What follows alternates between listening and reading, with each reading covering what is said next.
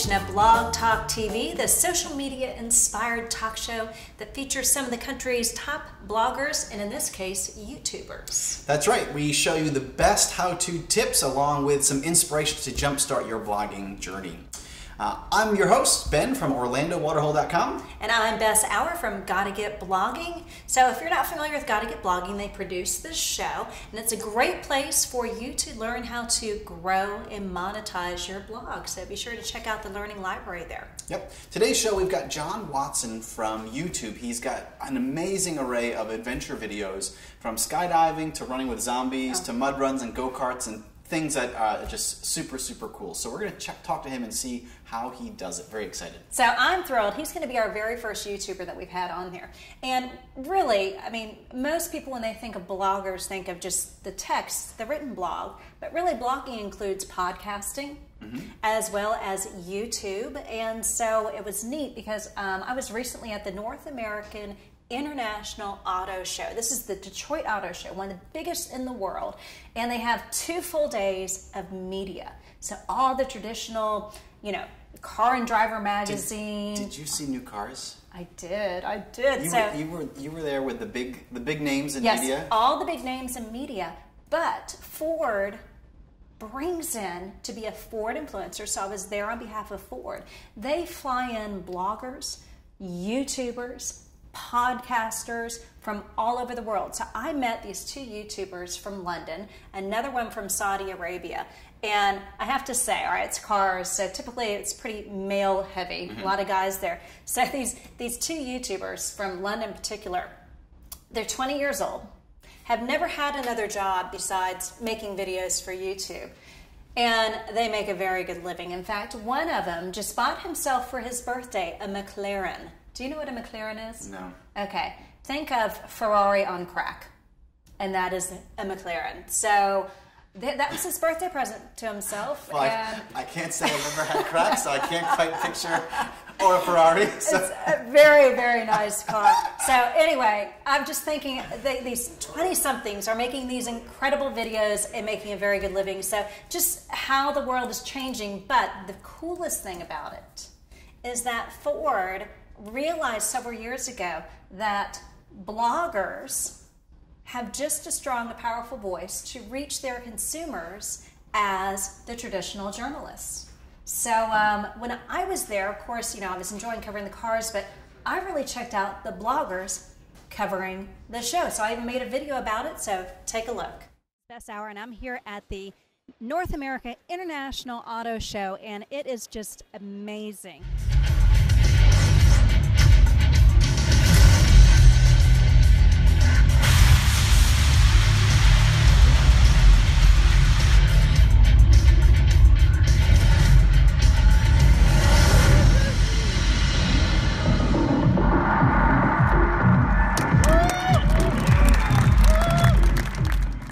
This is huge. Every brand of car you could ever imagine, all the high-end, all the concept cars, it's pretty darn cool. So I am here actually on behalf of Ford. They have flown me up here and have treated me just to this first-class venue. They have all sorts of special events for us. And what I like about Ford is they are actually treating bloggers as the traditional media. All of you are very important communicators.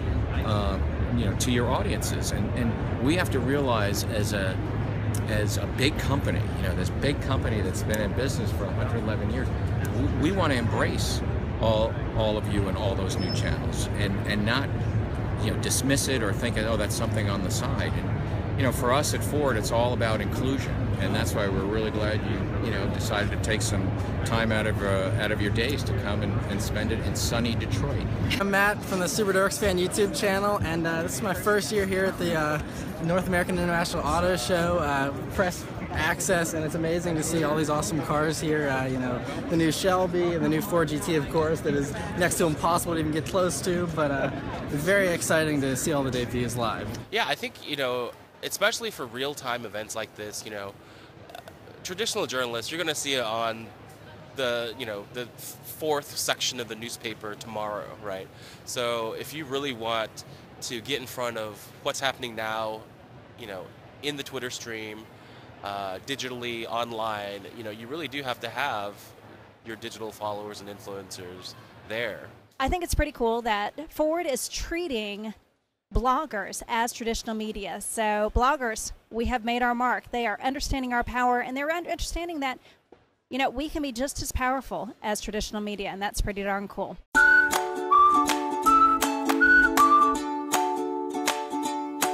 So today we're joined by YouTuber Jon Watson. You can find his channel at youtube.com/Jonathan, which I think is the best domain name ever.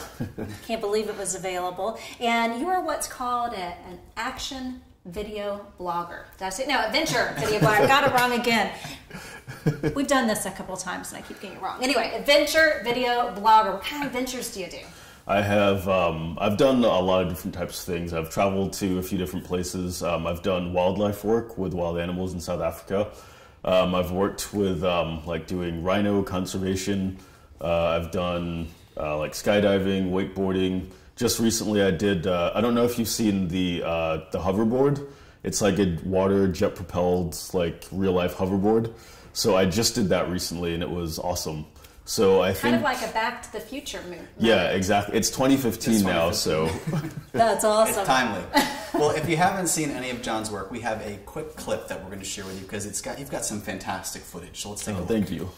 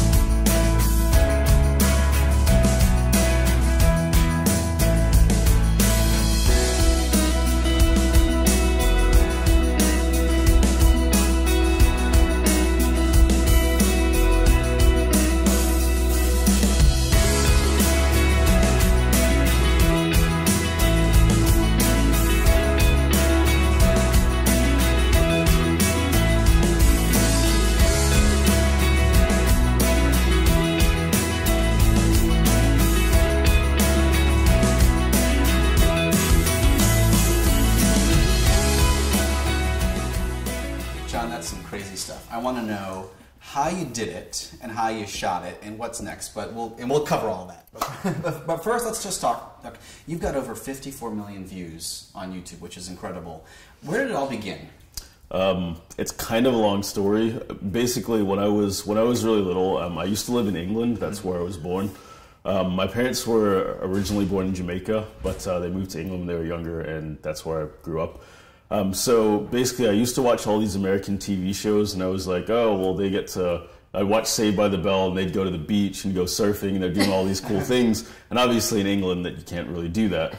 So, yeah, I think I just used to see all this cool stuff on TV. I'd watch like action movies and adventure stuff and think, oh, I want to do that one day. So when I was about 8 years old, I remember I was watching TV one day, and I just said to myself, when I get older, I'm going to do some of these cool things. And yeah, that's just kind of how it happened. Well, you won a competition you were telling us about kind of early on, right? So tell us about that. Well, back in 2013, I entered a contest called YouTube Next Up. Basically, they were looking for new channels that they thought had potential to be like the next best thing, I guess. And then somehow my channel was chosen among one of the 30. Wow. And yeah, so they flew us out to LA. We got to do some training out there with some industry professionals. We met just different people from the industry, the people from Red Camera. Red is the brand of camera that all the big Hollywood movies are shot on, like Spider-Man, all of those. Wait. Do we shoot on Red Camera? Not a chance. Not a chance. Just checking. I don't have the budget yet. Just checking. So yeah, we got to meet some people that worked for the company. We met the founder. We met a lot of people. Gosh. So we just got introduced to a lot of people in the industry. We got to do hands-on training. We won video equipment, and yeah, that was kind of a help for me because I won money. I won like a small cash prize. It wasn't anything huge, but I used the money to go on a trip to South Africa. And then since then, I've been going to South Africa quite a lot to work with, to do volunteer work and work with different organizations that help animals, working with different conservation projects, working with all kinds of wild animals. And it's been amazing. That was kind of like the catalyst for that. Now, was there a turning point when you realized you were onto something? Because you have tons of videos, you've got tons of views. You know, the first one was what, a paintball? I think was a paintball. Oh, that was a while ago. Yeah. But what was the moment where you said, "Wow, I could actually do this all the time"? I think it was just a hobby at the beginning. Like it was always because I've been making videos since before YouTube existed. Like back in high school in 2003, I bought my first Hi8 camera. It was like one of the old camcorders, and I would just shoot movies. I used to go to school every day and film. I mean, some people think it's weird now if you make video blogs or walk around with a camera, but I was doing it back then before like social media. So it was really weird then. Yeah, exactly. So a lot of people would complain like, "Oh, why are you filming?" But then a lot of those same people would want to watch the videos. So I think for me, making videos has just always been something I did in my spare time. Like I've never taken any classes or anything like that. But it's just been a hobby and a passion. So I've just kind of grown more and more, bought better equipment, looked up how to do different things, watched a lot of tutorials on YouTube to find out how to edit, how to use different programs, just kind of grew from there. What's some of the gear that you use to shoot your videos? Do you have a core set of camera or cameras? Yeah, I use a Canon 60D as the main camera. I just bought a new Panasonic GH4, which is like it shoots in 4K, does slow motion, all kinds of cool stuff. Yeah, I use a glide cam to get like stable shots, and I can run and like the camera won't like shake. That's cool. That's good for like the parkour videos and the just action running stuff. So yeah, I have like, I would say that's like my main equipment that I use, just the 60D, and the GoPro as well. So if a blogger is just starting out with video, they obviously don't need all those cameras. What would you recommend? No, I would say get like a little Canon PowerShot, like a handheld Canon PowerShot camera. You can probably get them for like $80 on Amazon. And Amazon is also your friend. Oh, is it okay to plug Amazon? Oh, yeah. Yeah. Well, yeah, Amazon is your friend because I think that's where I get everything, and things are usually cheaper and you can read reviews. And so I would say just any like little Canon PowerShot. I use the Canon PowerShot 110, and it's a good camera. It's only like $80 you can get them for now, but it shoots in 1080. It's small. You can put it in your pocket. And yeah, it's a good camera, so I would recommend that one for any blogger starting out. And then how about to edit programs? Where did you start out with editing your videos? I think I started out in Windows Movie Maker years ago. Oh my gosh, I remember. Yeah, I don't use Windows Movie Maker anymore though.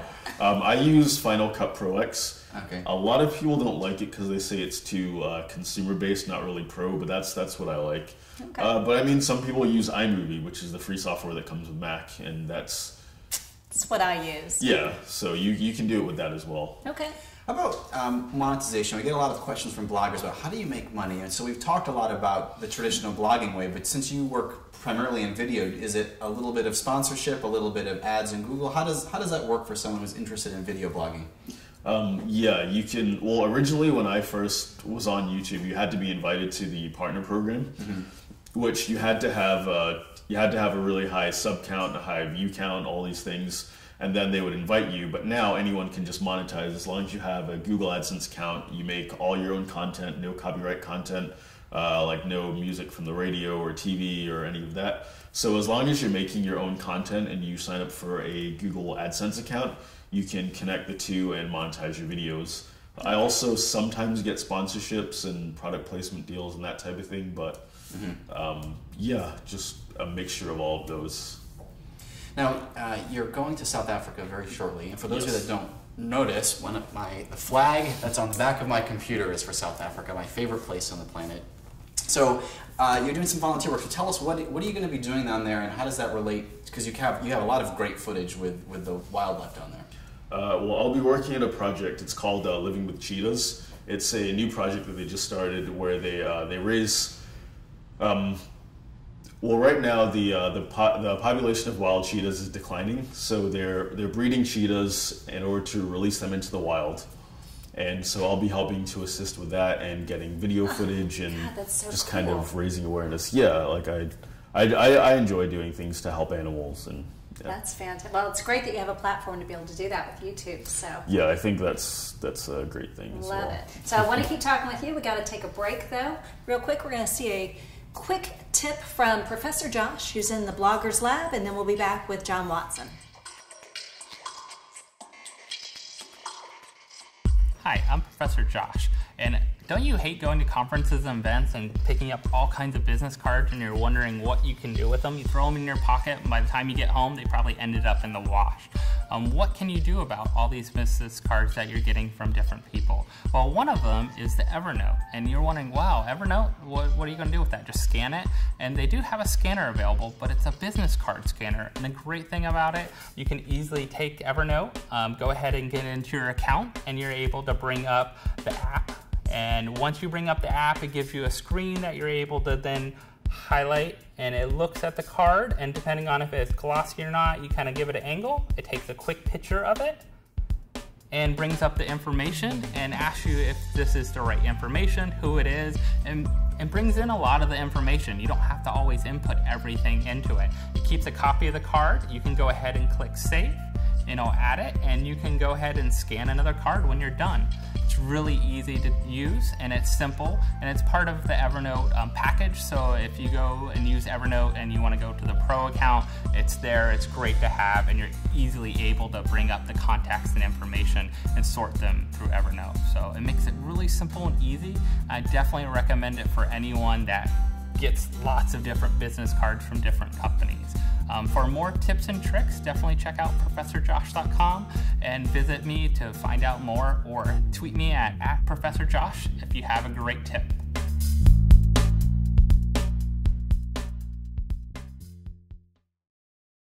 So John, we always like to include a social media question of the show, and on a previous episode we had Tom Jelnick who talked about search engine optimization. So I'm really curious, how does that apply to the video world, especially when you put your content on YouTube? So how can you optimize your videos for search results? So let's start, Bess. What have you got? Oh my God, I have no idea. I did. Up an answer. Okay, well, I did learn this recently, and I did not realize this. And correct me if I'm wrong, but Facebook, so if you put a YouTube video and you cut and paste the link, share it onto Facebook, and people are watching it on Facebook, that does not count for your YouTube count.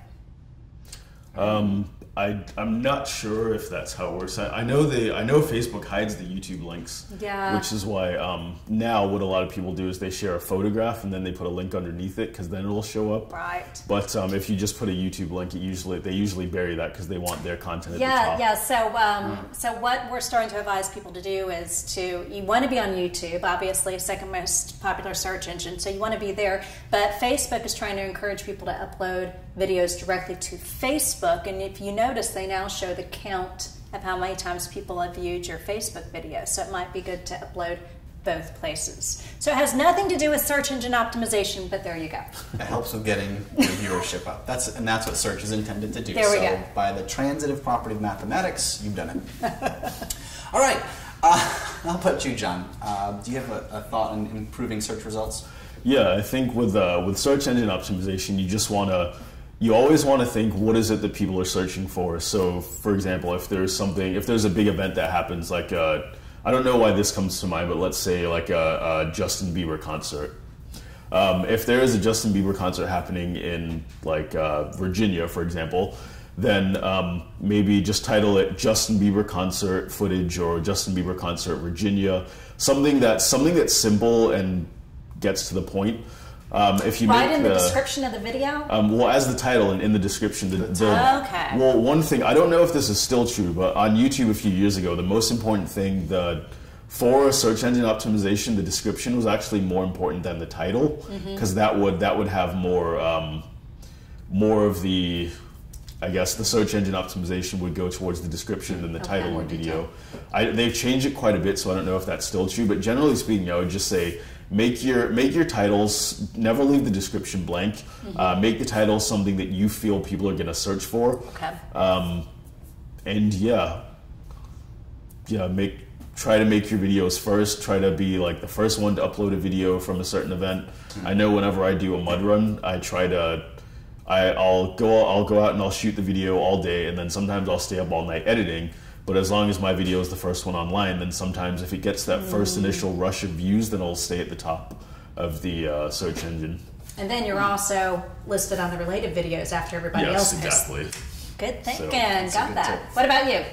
I did a search for my most popular YouTube videos, and they were a giant baobab tree, a flash mob, and locally, and this little ghost excursion. A giant what?